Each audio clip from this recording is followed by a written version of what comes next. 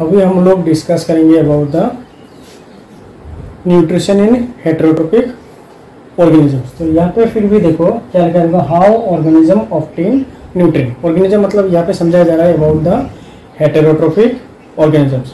तो हेटेरोट्रोपिक ऑर्गेनिज्म अगर देखो द प्रोसेस ऑफ न्यूट्रिशन जो है वो ऑर्गेनिज्म टू ऑर्गेनिज्म वेरी करता है। मैं फिर से रिपीट करता हूँ, प्रोसेस ऑफ न्यूट्रिशन जो है एक ऑर्गेनिज्म से दूसरे ऑर्गेनिज्म के बीच में वेरी करता है।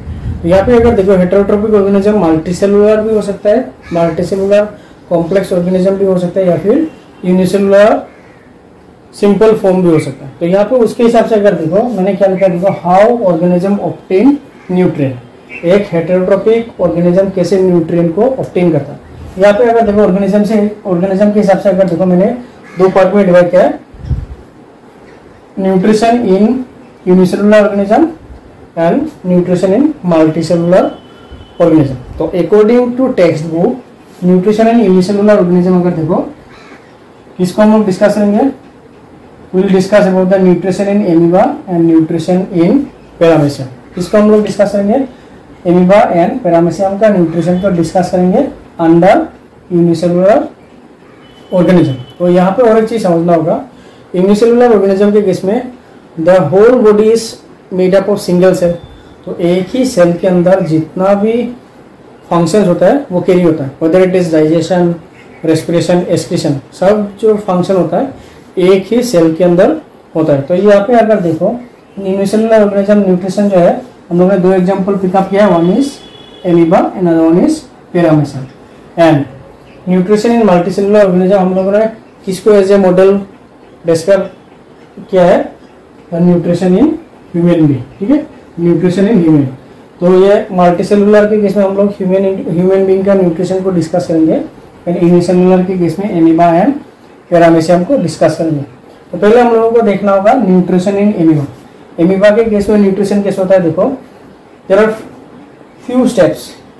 पहले सीडोपोडिया का फॉर्मेशन होता है, then followed by the formation of food vacuole, then digestion in food vacuole, absorption and then ultimately assimilation. तो यहाँ पे क्या होता है, देखो first step of nutrition in amoeba अगर देखो the first step is the formation of pseudopodia.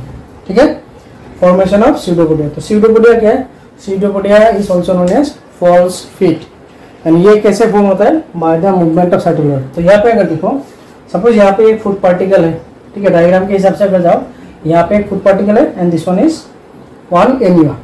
Now when this amoeba comes in contact with the food particle, फिर से रिपीट करता हूँ, when this single cell amoeba comes in contact with the food particle, तब क्या होता है, उसके अंदर का जो साइटोप्लाज्म जो पहले यूनिफॉर्मली होता है, cytoplasm moves eight one side, and जिस तरफ साइटोप्लाज्म का फ्लो होता है उस तरफ क्या फॉर्म होता है, that this structure is called as pseudopodia.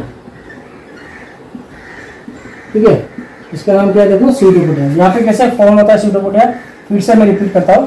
पहले देखो all the cytoplasm are uniformly present into the body of amoeba. जैसे ही फूड पार्टिकल के कांटेक्ट में आता है, ये जो साइटोप्लाज्म सेल के अंदर था ये क्या करेगा, इस तरफ फ्लो करेगा। तो due to the movement of cytoplasm pseudopodia और फॉल्स फीट का फॉर्मेशन होगा। ठीक है, सीडोपोडिया और false feet is a finger like projection develop from the body of amoeba. And यही सीडोपोडिया जो है वो क्या करेगा, फूड पार्टिकल के चारों तरफ उसको डेवलप करेगा, मतलब फूड पार्टिकल के चारों तरफ घेर के एक फिंगर लाइक स्ट्रक्चर फॉर्म करेगा। अल्टीमेटली क्या होता है, देखो इन नेक्स्ट स्टेप जब फूड वैक्यूल कैसे फॉर्म होता है, तो जो सीडोपोडिया जो है दोनों सीडोपोडिया फ्यूज होकर बॉडी के अंदर एक फूड वैक्यूल बना लेता है। बना लिया फूड वैक्यूल। अभी फूड वैक्यूल के अंदर क्या होता है, बहुत सारा एंजाइम्स होता है, वो एंजाइम क्या करता है, ये जो फूड पार्टिकल था फूड पार्टिकल को डाइजेस्ट करने में हेल्प करता है। दैट इज व्हाई जो फूड वैक्यूल जो है, फूड वैक्यूल को एमीबा के केस में बोला जाता है टेम्पोररी स्टोमक। तो ये जो फूड वैक्यूल जो है ये act as a stomach in case of amoeba. Amoeba के केस में फूड वैक्यूल स्टोमक की तरह काम करता है, and inside this food vacuole the food is digested. After digestion जो न्यूट्रिएंट होता है which is absorb into the cytoplasm of the amoeba, cytoplasm में एब्जॉर्ब हो चुका है, एंड जो अनडाइजेस्टेड फूड होगा वो बॉडी के बाहर इजेक्टेड आउट या फिर एलिमिनेटेड आउट, मीन्स बाहर निकाल दिया जाएगा।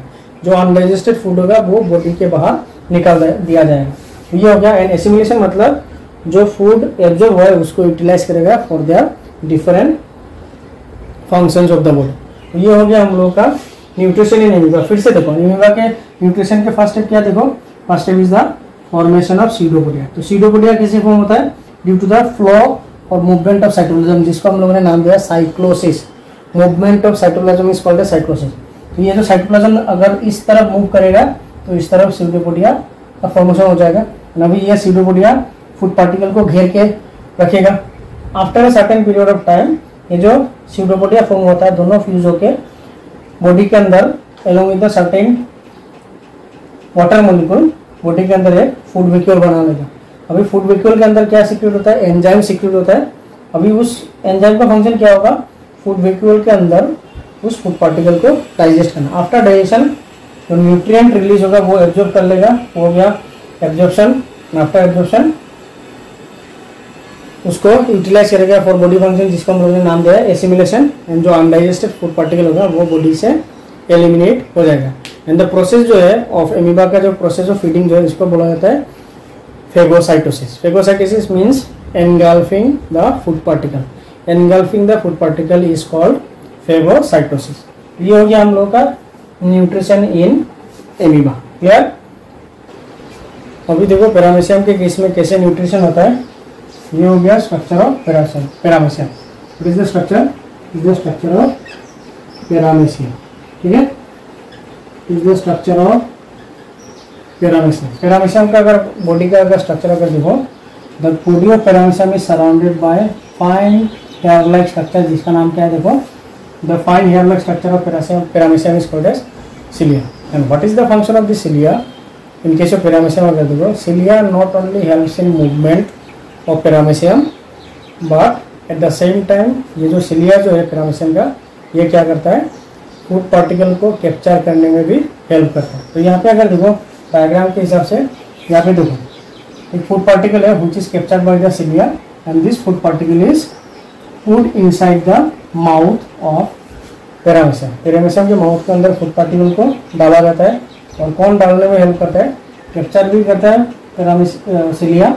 वही cilia helps to put the food particle into the mouth. Mouth के अंदर जाने के बाद बाकी process of digestion, absorption and assimilation जो है बॉडी के अंदर कैरी होता है। ठीक है, तो by this process paramecium is also obtain nutrient. और यहाँ पे और एक चीज़ याद रखना, पैरामीशियम जो है, paramecium is also the unicellular form and this paramecium is found in water bodies.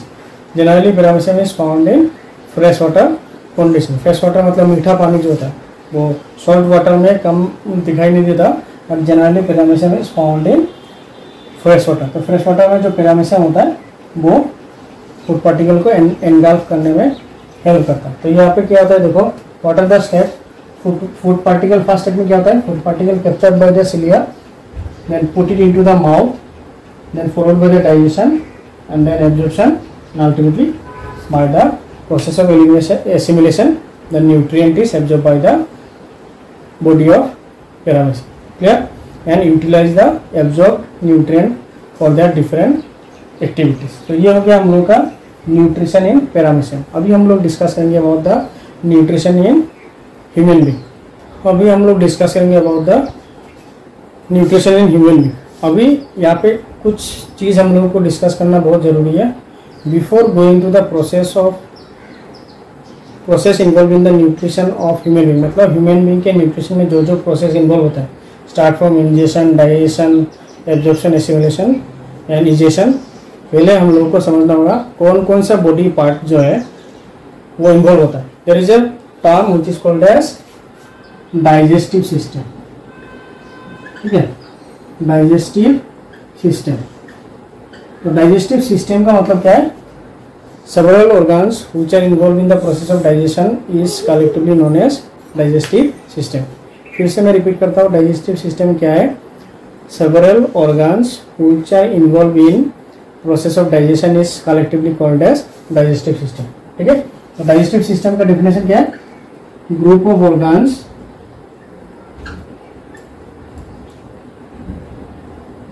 involved in digestion is called digestive system. ठीक है, the group of organ which involve in the process of digestion are collectively called as digestive system. अभी यहाँ पे हम लोगों को करना होगा ह्यूमन डाइजेस्टिव सिस्टम। ठीक है, हम लोगों को देखना होगा ह्यूमन डाइजेस्टिव सिस्टम। तो यहाँ पे अगर देखो ह्यूमन डाइजेस्टिव सिस्टम जो है, human digestive system consist of two components. क्या क्या है देखो, human digestive system consist of two components. Two component मतलब हम लोग डाइजेस्टिव सिस्टम को दो कंपोनेंट में डिवाइड करेंगे, मतलब जो जो ऑर्गन्स इन्वॉल्व होता है इन द प्रोसेस ऑफ डाइजेशन को उसको हम लोग दो पार्ट में डिवाइड करते हैं। तो फर्स्ट पार्ट में क्या था, क्या क्या दो कंपोनेंट है। First one is called as digestive tract and another one is called as digestive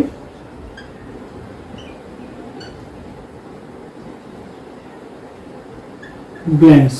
ठीक है, ह्यूमन डाइजेस्टिव सिस्टम जो है इसमें दो पार्ट है।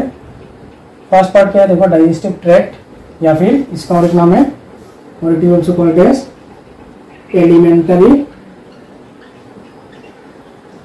कैनल। ठीक है, एलिमेंटरी कैनल और डाइजेस्टिव ट्रैक्ट।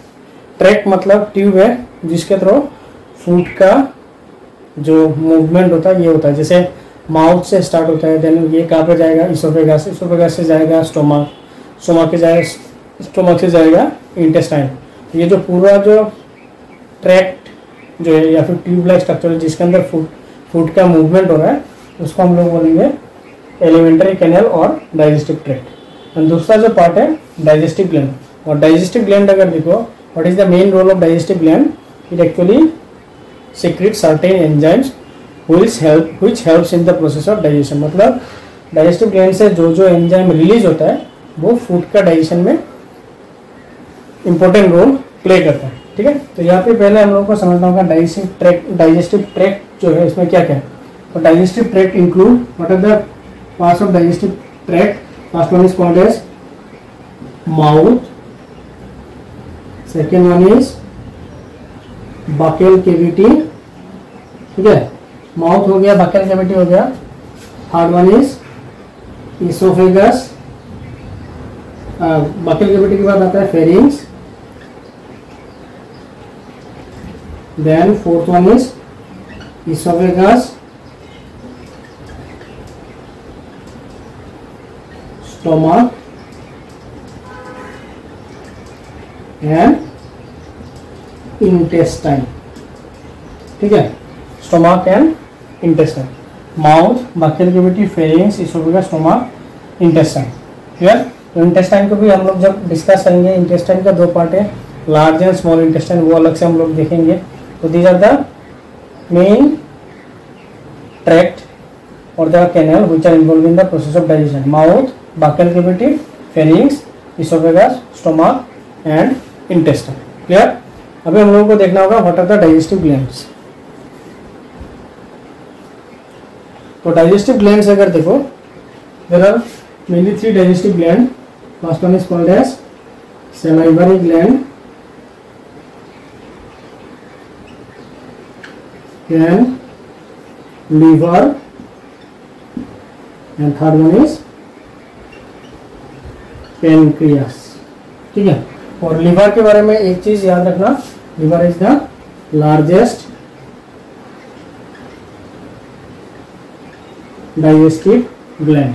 ठीक है, लार्जेस्ट डाइजेस्टिव ग्लैंड कौन है? लिवर है, and pancreas and salivary gland जो generally present in the mouth और बकेल के भी। तो ये हो गया three digestive gland. Salivary gland mainly जो तीन है वो है salivary gland, liver and pancreas. Higher class में पढ़ोगे तो बहुत सारा और भी आएगा, जैसे गैस्ट्रिक ग्लैंड भी आएगा जो स्टोमक में रहता है। तो वो हम लोग अभी इसमें क्लास 10 के लेवल के हिसाब से उसको डिस्कस नहीं करेंगे। बट अगर देखो डाइजेस्टिव ग्लैंड तीन है, salivary gland, liver and pancreas. तो ये हो गया पूरा कंप्लीट ह्यूमन डाइजेस्टिव सिस्टम। फिर से रिपीट करता हूँ, डाइजेस्टिव सिस्टम का मतलब क्या है? ग्रुप ऑफ ऑर्गन जो प्रोसेस ऑफ डाइजेशन में इन्वॉल्व होता है उसको कलेक्टिवली बोला जाता है digestive system. Human digestive system में दो पार्ट है, one is called as digestive tract और एलिमेंट्री कैनाल, एंड दूसरा जो पार्ट है वो है digestive gland. Clear? Digestive tract में क्या क्या आता है? Mouth, buccal cavity, pharynx, oesophagus, stomach and intestine. और डाइजेस्टिव ग्लैंड में तीन डाइजेस्टिव ग्लैंड है mainly, salivary gland, liver and pancreas. Clear? तो ये हो गया हम लोग का about the human digestive system. In next lecture हम लोग डिस्कस करेंगे about the process of digestion या फिर the process of obtaining nutrient by human being.